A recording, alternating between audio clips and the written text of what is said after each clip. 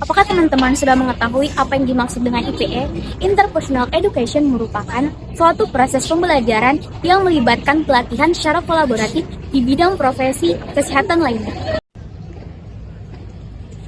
Selain itu, Interpersonal Education atau IPE dapat terjadi apabila dua profesi atau lebih melakukan belajar mengenai profesi kesehatan lainnya, belajar untuk memahami peran masing-masing profesi kesehatan lainnya untuk meningkatkan kolaborasi dan kualitas pelayanan kesehatan. 3. Interprofessional Education atau IPA adalah suatu strategi pendidikan yang dimana mahasiswa dari berbagai disiplin ilmu kesehatan belajar secara interaktif dan berintegrasi dengan tujuan untuk meningkatkan kepemahaman bersama, meningkatkan kerjasama tim, serta menyiapkan mereka untuk melakukan praktik secara kolaboratif dengan menyiapkan tantangan pelayanan kesehatan secara nyata. Tujuan IP yaitu yang pertama, meningkatkan kolaborasi antar profesi untuk pelayanan kesehatan yang terpadu. Kemudian yang kedua, meningkatkan kualitas pelayanan melalui kerja tim yang efektif. Yang ketiga itu memahami peran masing-masing profesional untuk menjaga tumpang disiplin tugas. Yang keempat itu mengembangkan kompetensi profesional, komunikasi, dan pengambilan keputusan. Yang kelima itu memberikan pelayanan pasien secara holistik dengan pendekatan multidisiplin.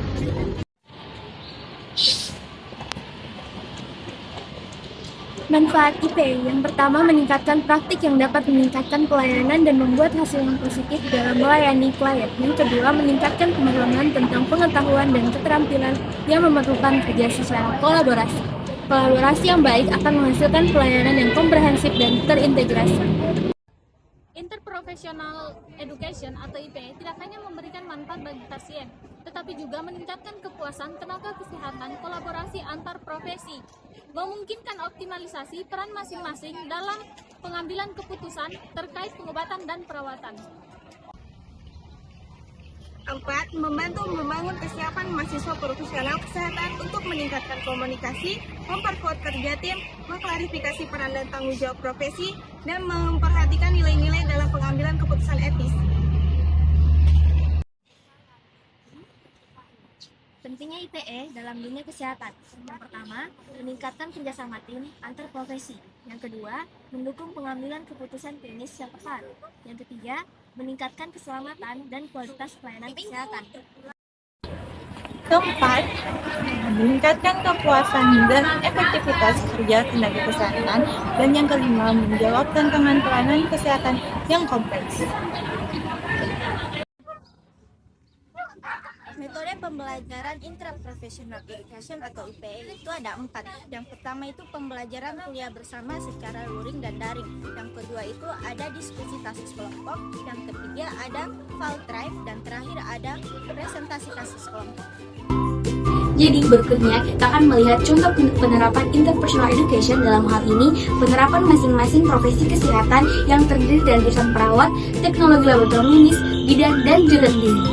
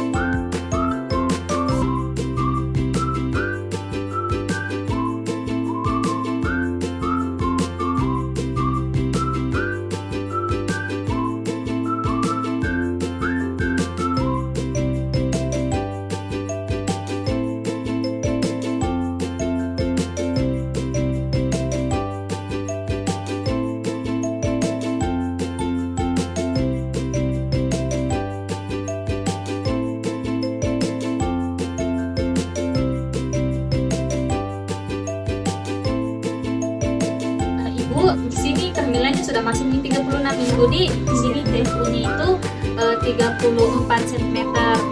Kemudian letak janinnya juga bagus, Ji. Udah sungsang, Ji. Kepalanya di bawah, cuman belum masuk ke atas panggungnya ibu.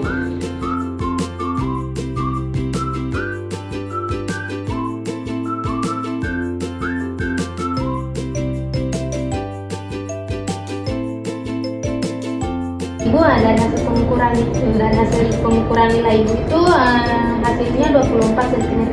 Periksa gula darah Ibu ya. Sebelumnya sudah pernah periksa gula darah? Sudah.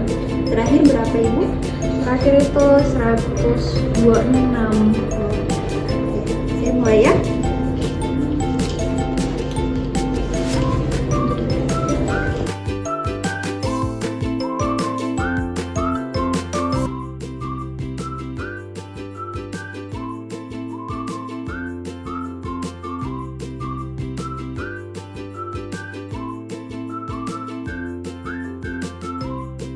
Ibu, dari hasil pemeriksaan glukosa darah Ibu ini yaitu 126, di mana ini sudah termasuk tinggi Ibu.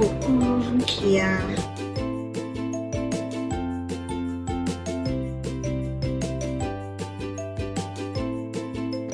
Jadi Ibu, hasil tensi Ibu tadi 140/130, itu sudah termasuk tanda-tanda preeklamsia.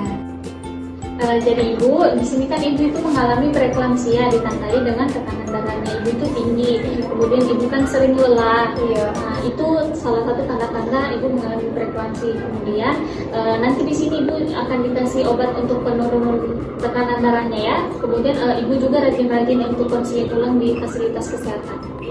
Jadi Ibu harus sering kontrol tekanan darah supaya bisa dipantau dan ditangani lebih awal jika ada perubahan. Baik Ibu, kadar glukosa normal pada ibu hamil itu 125 mg per desiliter.